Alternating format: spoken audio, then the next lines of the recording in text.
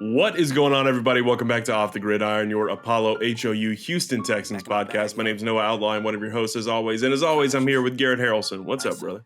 What's going on, my man? You like my new set? I do, man. It looks snazzy. It kind of looks like I'm about to get political, you know? It does look like you're about to backdrop, mic coming into the frame. You don't even know where it's coming. Laptop in front of me. It looks like I'm doing a political podcast. Yeah, it does. It does. I'm not going to get that political. I want to talk football today. What's going on, man? Football is politics in its own, man. There's a lot of stuff going on. Bill Belichick's now the coach of North Carolina. Yeah, what's that all about? What's that all about? There are people that are saying around the league, by the way, they're like, fucking no way. He's not going to be on that sideline when the season starts for UNC. But then he came out and he was like, I am committed to being the coach of UNC, and it's going to happen. That would be really weird if he didn't coach them when the season started. Why is he? I guess I know why he's coaching college, because he can't get an NFL job right now. Yeah. But also, like, bro, just hang it up. You got your little show. You're talking with like Ocho Cinco all the time. Yeah. Like, you're hanging out. It's someone on that CW show. But like, it's Ocho. Well, I don't know. It's all a ploy to get his son to be the head coach after he leaves. That's what is in his contract at UNC. Yeah, I guess that makes sense. When he is done, if he's ready to retire, in his contract it says that his son becomes the head coach. Yeah, that's what it is. I mean, I get it. He's getting paid $10 million. He's getting a 5-year contract for $10 million. And it's just like a bullshit little. I mean, excuse me to the Tar Heel fans, but it's a bullshit. Like, it's not going to do. And the UNC's not going to do anything. So he's just going to get that money, get a bowl game, go to the Liberty Bowl, hang out. I don't know. Yeah, but, yeah. Shout out, Bill. I was watching the other night. I watched on HBO Art of Coaching with Nick Saban, Bill Belichick. Apparently, like, they just always they're best friends. Did you know that? Really? They're best friends. Well, because Bill Belichick hired Nick Saban as his defensive coordinator in like '94 when he was the head coach of the Browns. Oh. And he said he's the best coaching mind I've ever like hired and all that. And then after that, like, they kind of like Saban went to Michigan State, I think, at one point. And then like they would just always meet up and like talk ball. Like the whole point of the documentary is like one of their meetups and they have lunch and all that. And they just they shoot the shit about ball, man. That's awesome, dude. He goes, they're about to record. He's like, well, before we start, when you do the zone drop, do you like hop a guy in the middle and like they're like talking like that? I'm like, yeah, that's awesome. That's fucking sick, dude. So shout out Bill. Cool. Shout out Bill. Shout out Bill and Nick. Both of them started doing media. I guess Nick's probably sticking to that on College Game Day or whatever he's doing. But happy to see both of them have a little bit of personality, because they were the two guys who had none as coaches, just zero. FNA. But yeah, anyway, this is not a college football podcast. This is not a Nick Saban podcast. This is not a Bill Belichick podcast or a Tar Heel podcast. This is a Houston Texan podcast. And the Houston Texans, who we're coming down the stretch here, 4 games left in the season, are facing off against the Miami Dolphins this Sunday. Yeah. This season's felt weird, dude. It has. Season feels weird because like we are going to win our division. Yeah. But like it doesn't feel like we're winners in a weird way. It just feels like there's a lot more problems there's a lot more questions than answers. But hey, you kind of were talking that shit up before we started. You're like, I'm feeling good coming out of the bye week. I'm feeling great. Yeah. I you know what? It's starting to rub off onto me. I'm starting, maybe I'm starting to get a little optimistic about our. You never know what a bye week can do. Look, a bye week is. Everyone was complaining about it being so late in the season, which I understand, and especially for the players themselves, it sucks. Their body really took a toll through those first 13 weeks of the season. But the deal is first off, the bye week came at a time where we really needed it. We have been getting through these games, and we're winning. We beat the Jags. We lose to the Titans. Obviously, we're sitting here with a solid record, but we have the same record as the Ravens, I believe. Which is noticeable. But the thing is, it's just there's been a lot going on, and the boys just really needed to get healthy and needed just a break. CJ was talking about how he kind of this bye week didn't watch any football, he watched a little bit of college, but wanted to wipe his mind of football for a week and just kind of clear his head. And that stuff matters. And going up against, this really tough next 4 games, especially 3 of them in the next 10 days, or not from now, but starting Sunday, they need it. They need that break badly. And who knows how they're going to come out. Yeah. I like that he didn't, get all nerdy and teasty about football over the bye week. Like I need to start studying. Like, no, like let's take, hey, everyone deserves a little break. Everyone deserves to turn their brain off and hang out. I get these things on TikTok now, and it's like these like frequencies, and it's like at a certain frequency, and it'll be like after a few seconds, your mind will go blank, and you just like listen to it. And I guess it works. I don't know, but it helps. Hey, it's like it helps. I'm just saying it helps. Absolutely. That's my point. Yeah. And I mean, the late bye week is dumb. It's so stupid. Mm-hmm. But now I'm looking at it and I'm like, hey, they had it, they needed to rest up. They have a big 3-game stretch coming up. Huge 3-game stretch. I mean, maybe one of the hardest 3-game stretches I've seen in quite some time for the Texans. Yeah. I mean like it's pretty ridiculous what the NFL has done to us. And I mean, we were looking at this part of the schedule at the beginning of the season and, thinking that, we had other thoughts on Miami at the beginning of the season. Obviously they were kind of some people with Super Bowl hopes. I mean, a lot of people in Miami were thinking about the Super Bowl for the Dolphins, and their season's had its ups and downs, but now we're looking at it, and they had a big win last week against the Jets, came down to the wire. But they're looking damn good. They're looking like they're firing on all cylinders like they were last year. Tyreek's back. Jalen Waddle's been good. Jonnu Smith has been a fucking force. So the Texans have their work cut out for them. Yeah, I mean, if we were struggling against the Titans and the Jaguars, well, we certainly have our work cut out for Miami this weekend. Yeah. There's a lot of weapons. The one thing that I'm like, damn, is that we play in a dome. We play indoors, and that their offense is speedy. They're fast as hell. They're fast as fuck. Yeah. So it's like that's just a lot. I mean, really, what we're gonna need. And I'll tell you about my dream here in a second. I did have a dream. Oh, okay. Yeah, which is never that always. They're always right, I guess. They're not. Yeah. But we're gonna need the offense that this is it. Snap out of it. Snap out of it. No more shit. No more problems, man. We need to minimize the problems right now. Right now. Because we go into Miami and we're making all the mistakes that we've been making all season. KC is not going to be fun. Baltimore is not going to be fun. No. So it's like, snap out of it. Let's go. You got your bye week. You wiped your brain clean. You wiped your hard drive clean. So let's go. Let's go. Yeah, absolutely. And I mean, look, we're sitting here fairly healthy. Nico's ready on offensively. Nico's ready. Tank is good. CJ's obviously everyone's had their rest. Mixon is good. We're really gonna have to rely on Joe to continue his dominance in this 3-game stretch, and specifically here, in Baltimore. And we need Nico to be Nico, which he has been, even in the losses. Nico's been coming out and being consistently getting his 100 yards, which is now really looking at Tank right now, offensively, especially. Time to figure it the fuck out, brother. I love you. It's just it's go time. Yeah, I know he had his injury last year.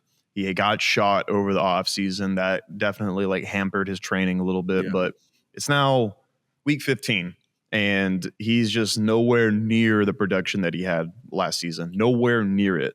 And we always think about, well, imagine if we had Tank in that last stretch in the playoffs. It would have been crazy. Right now, it's like, Tank, we kind of need you now.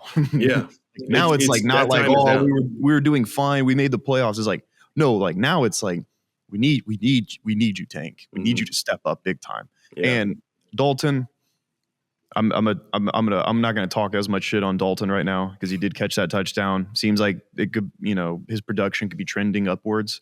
Need Dalton as well. We just need offense to click. We need guys. We need the ball to be spread around a lot.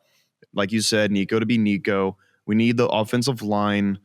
Seems like so who's going to be out again? Oh yeah, Drew Scruggs. Seems like Drew Scruggs is going to be out of this game.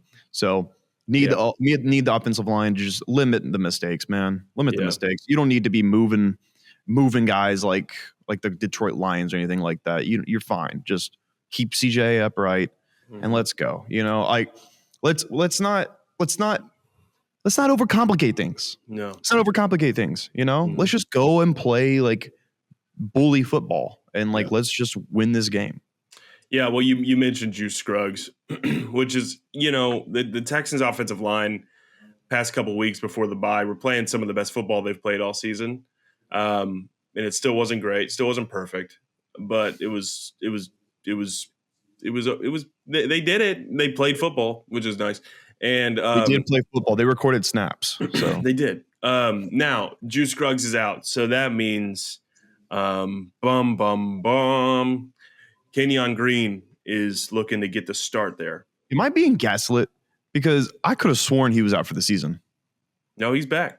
No, yeah, I know, but I thought when he was announced getting surgery, I don't think they said out for the season. No, maybe I just made that up in my brain. I think that was just hopeful thinking. That up. Yeah, maybe it was like a Freudian slip, or I made it up in my brain. Yeah, and then it's like, wait. It's not happening, actually. He's not out for the season. No, he's got to come back. He's playing football this Sunday. He's going to be starting at left guard. Okay. Yeah. And so that'll be interesting to see. Hey, who knows, right? Maybe it's a switch flipped. Who knows? Maybe he'll be better. Maybe he figured something out. But losing Juice does really hurt. That's a bummer. And it's not because Juice has been playing great football. It just he was just better than Kenyon Green.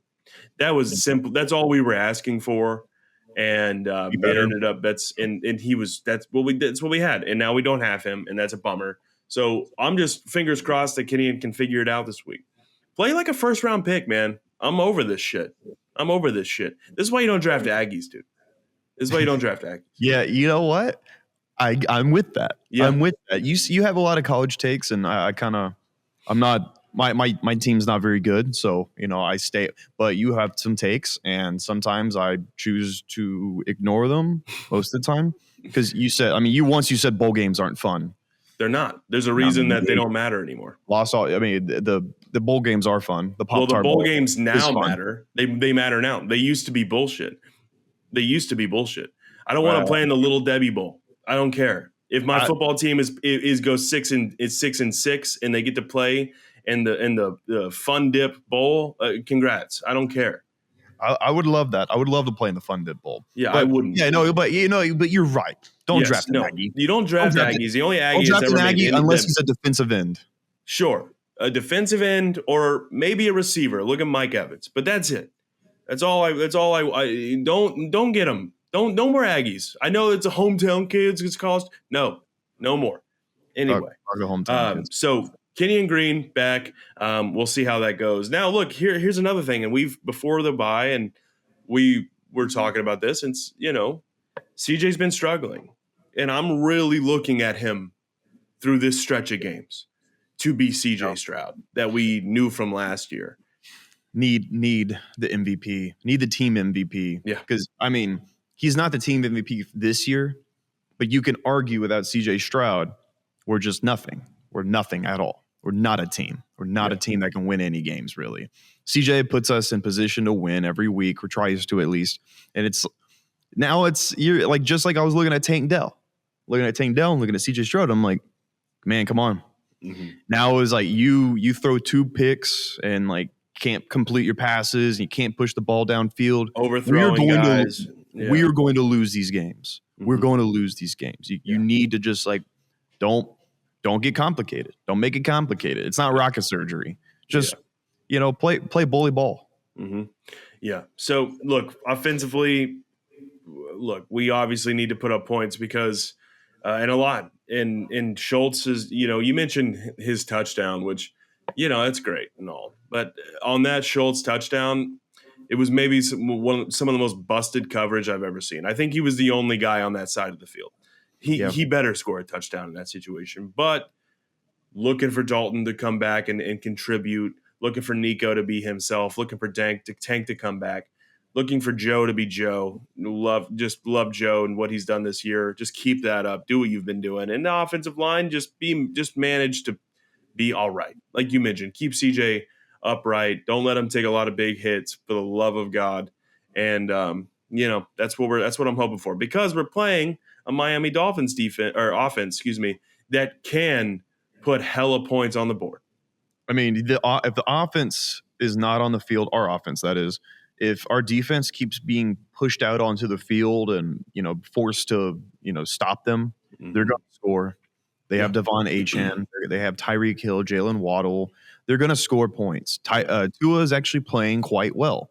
Tua is playing ungodly well right now. He's playing quite well. So you give them the more opportunities you give them, the more points they're going to put up on the board. Yeah. So it's just, we need the offense to grind out clock, keep their offense off the field, because they will score points. They'll score points if their time possession numbers are, outweighing ours. Yeah, they will.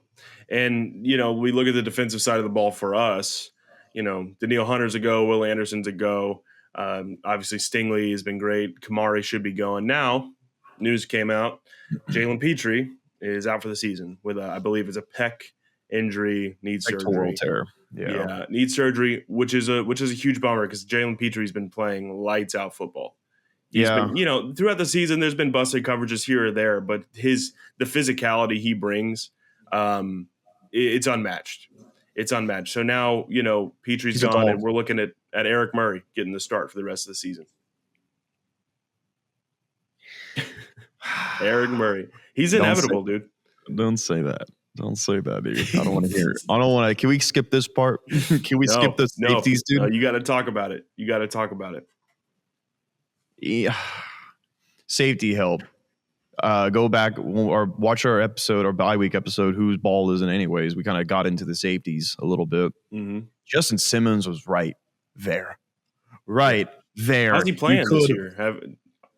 I don't know. I can't tell you. But the thing is, he's going to be better than Eric Murray. Probably. He's going to be better than that guy. So, shout out Eric Murray. He's done things for sure. He's had some games, man. But you look at what the Dolphins can do. They can take some deep shots. They can take some deep shots. So Jalen Petrie being out, and Eric Murray kind of being the nickel instead. Is Kamari's playing, right? Yeah, I believe so. Yeah. All right, that's good. Our secondary is just going to have to bring it, because the speed that this group has, and when they are able to play under a roof, they're tough. They're tough to stop. They're tough to cover. Mm-hmm. Yeah, they're not. We watched them in struggle in I believe Green Bay a couple weeks ago, and was it Green Bay where they played when they were playing in the cold? Green Bay. And look, that obviously affected them. They're not built for the cold, but NRG is going to be a warm 75 degrees. It's going to be easy. Maybe this cool front will kind of. No. Oh, it's going to warm up again. Oh, nice. Yeah, I know. I was looking at the weather. I'm going to be there in a couple of days. I was looking. Oh, that's awesome. Yeah. Oh, great. Oh, it's going to be rainy too. That's awesome. Oh, great. Hey, you're Houston weather beautiful day for some football. 78 on Monday. So Merry Christmas. Yeah, great. Stupid. Merry Christmas. Happy New Year. So look, defensively, with Jalen Petrie gone, but we have Kamari, we have Sting. I trust that Eric Murray is better than some other guys. We had remember that guy DeAndre Houston Carson? Of course. Dog. He's better than that fucking guy. You know what I mean? There's other guys on the team. Yeah. I'm happy we're not having to throw out Desmond King or something out in the secondary. But the thing is, he's always inevitable. He's inevitable. He's another guy. And Eric Murray, look, I'm just not gonna complain about it too much, because I just hope the good version of Eric Murray comes out into play. That's what I'm hoping for. Yeah, we just need Eric Murray that doesn't make a lot of mistakes. Murray. Try what you need to do. Look, he can give up a couple catches or whatever, right? That's going to happen. You're playing Tyreek. You're playing Jalen Waddle. You got Jonnu Smith. It's going to happen. but just don't allow the big chunks. That's what that is all I'm. Bend don't break. Eric Murray, I feel like, is capable of playing in that regard.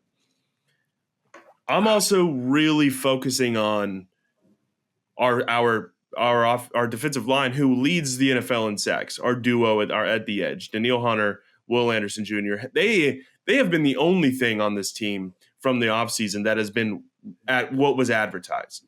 In the offseason, we were like, dude, these guys are going to be crazy, sacks at the wazoo, and they have combined 20 right now.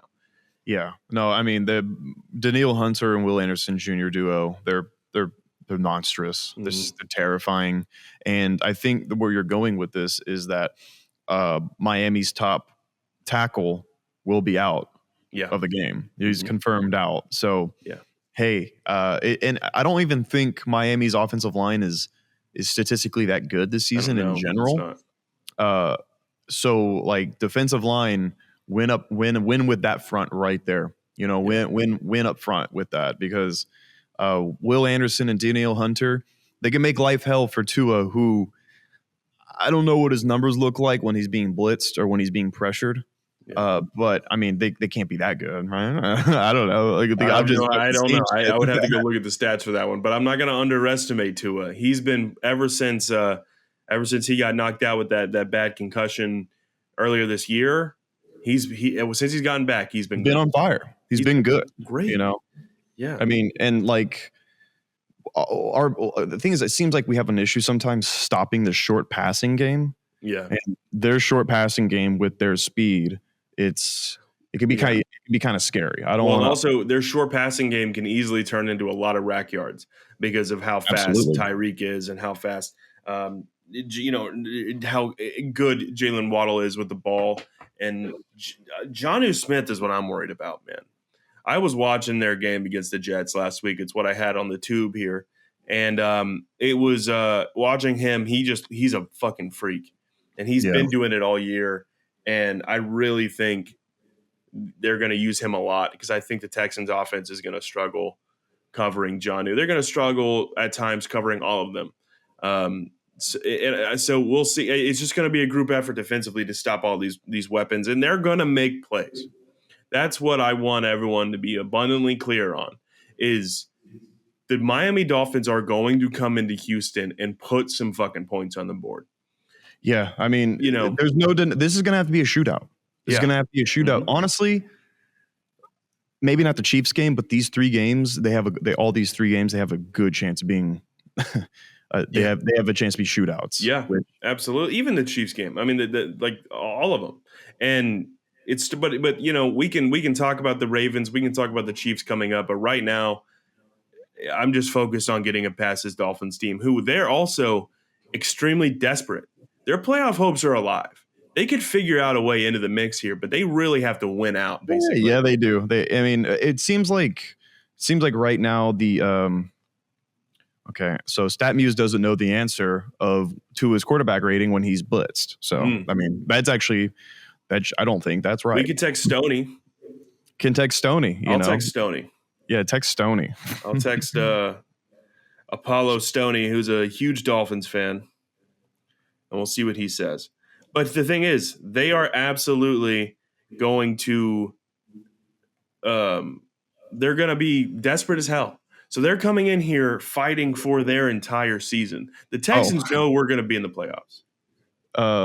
So Tua, I think maybe out of 100, I don't know, but he's graded on a PFF scale. According to PFF, Tua has a 51.6 QBR or PFF rating, excuse me, under pressure, when he's under pressure. This is ranked 15th in the NFL, just behind CJ Stroud. So I was like, yeah. Well, look, I mean, so he's average at best under pressure. So you got to assume we're going to bring a lot of people in his face. Well, middle of the pack quarterback when he's being pressured. So yeah, I mean, just like you said, get in his fucking face and bully him, dude. Don't hurt him. Let's see, because I texted Stoney. And this was his response. He said, pretty sure he's a 74.5 completion percentage this season overall, and his blitz completion percentage is 87. That's pretty good. No, pretty good. that's fucking great. But that's also a bias. That's bias. He's probably making up those numbers just from watching the game. He go, hey, fucking 87% of the time. I mean, that's probably what Stoney's coming from. Oh, okay. Hold on. I got more right here. Man, I tell you what, StatMuse like killing me with these ads because they're slowing my computer down. Yeah. Oh, dude, they got to make their money. They got to make their money. So, the people tuning in had to watch an ad. Okay, so it only goes up to 25 of the quarterbacks active, and then to get the other ones, I have to subscribe. Oh, so okay. That's yeah. So this whole computer setup is a sham. This is fucking bullshit. I have this up here for nothing. So, let's just say this. Let's say Tua, from all the information we just received, is at the minimum pretty average when it comes to being blitzed, and when it comes to how his completion percentage and his QBR while being blitzed. Average. Yeah. So that's not amazing. So, and we have an incredible defensive line. Let's work that magic. Let's fuck his shit up, dude. Now, let's fuck his shit up. No, I know Aziz ain't playing. Aziz ain't playing now. Yeah, all right. We can't have a hit like that on Tua. Tua saw the news and went, yeah. He's like, that fucking guy's a crash out. I don't know. We can't be the team that hits Tua hard again and finally kills him on or at least retires him. We can't be that team. I don't want that. No, that's a stain on the season. That's karma you can't come back from. We'll have such a bad rep after that. Yeah. We're like, dude, those Texans are fucking dirty. They just ended all the quarterbacks' careers. We ended Alex Smith's career. That's true. We did. Yeah. Oh, poor guy. So look, at the end of the day, the Texans offense is really the focal point. We know what the defense can do, and we know the Dolphins are going to make some plays. Hopefully we can limit them to not having a huge day, but they're going to make some plays. They're going to score some points. But it's just up to the offense. It's up to what CJ Stroud comes out. It's up to what Tank Dell comes, what Schultz, and we know what Nico and Joe Mixon are capable of. Yes. Let's get into, you have a score prediction? I don't. I do. I know. I bet you do. Yeah. I had a dream last night. Oh. I had a dream that after the game, I saw CJ Stroud's total TD count on the season, and that shit was up to 19. So he had 19 touchdowns and 19 interceptions. So that means he threw 4 touchdowns in the game against the Dolphins. And my dreams are always correct. They predict the future. Yeah, I don't think your dream has been correct one time. Never. Which is fine. That's not coming at you, because that would be, if your dreams were correct. Because he's like, you're coming at me a little bit. No, I'm not coming at you. I'm just saying, because here's the deal. If your dreams were consistently correct, we wouldn't be here. We'd be on with like Dr. Phil, or we'd be on Ellen. We'd be talking. You'd maybe be on the FBI. I would never talking to them about what powers you have. So I'm not coming at you, but it's okay that your dreams don't predict the future. I feel like everyone's in that same boat. I would never take my talents to the Ellen show. But all right. Final score, 31-28 Texans. CJ Stroud finally finds it. Yeah. Finds it within. Has a game. He's the savior. Oh, but look at that. We're going into KC, just won against the Dolphins. And then I think also Indianapolis loses and we clinch. We clinch the division on Sunday. So I think that happens. I think we clinch no matter what with a win. No, Indianapolis has to lose. Oh, really? Okay. All right. Final score. I'm cooking it up in my head. I'm running through. I'm doing the Doctor Strange. I'm doing the, right. I'm going to say 30. No, I'm going to say this. I'm going to say 28-27 Texans. Wow. That's an ass clincher right there. Yeah. It's a fucking ass clincher right there. It's going to come down to the wire. Maybe a defensive stop, I don't like it. I don't like it. I don't want to watch football. I don't want to. Maybe Derek. You know what? I'm gonna add to it. I'm gonna say a Derek Stingley interception locks the game. They're driving. They're trying to get into field goal range. Sting gets to pick and locks it up. That would fucking cry. That would be crazy. Every time a team gets a ball with a little time, they're gonna kick a field goal against us and win. Yeah, it's usually how it goes down. So that would be nutty. That'd be awesome. I haven't forgot about the Packers game. That one took my soul from my body. I'm gonna forget. Hey, it's a brand new week. Yeah. It's post bye week. Post bye week. Hey, short term memory. Forget all the rest. Week 1. You could say it's week 1. Week 1. You gotta win. You gotta win a few of them to get in the playoffs. You know, it's like a shortened season. So yeah, let's do it. Hey, I'm so hungry. Yeah, me too. So hungry. I need to go. I'm gonna go to Big City Wings, Houston's wing joint, Apollo's wing joint. They have great appetizers, delicious, juicy, crispy wings, great beer, great service. So please go down to your local Big City Wings and watch a football game. Hang out. Houston's wing joint, Apollo's wing joint. Shout out Big City Wings. Shout out Big City Wings. Thanks so much for sponsoring this episode. Guys, if you haven't already, please leave a like and subscribe. Lets us know that you like what we're doing. Means a whole lot. And follow us on Twitter at Apollo Texans and on Instagram and Twitter at Apollo HOU to keep up with everything going on in the Houston sports world. The Rockets just beat the Warriors last night. They're going to Vegas, playing for the Emirates Cup in the NBA. Is that what it's called?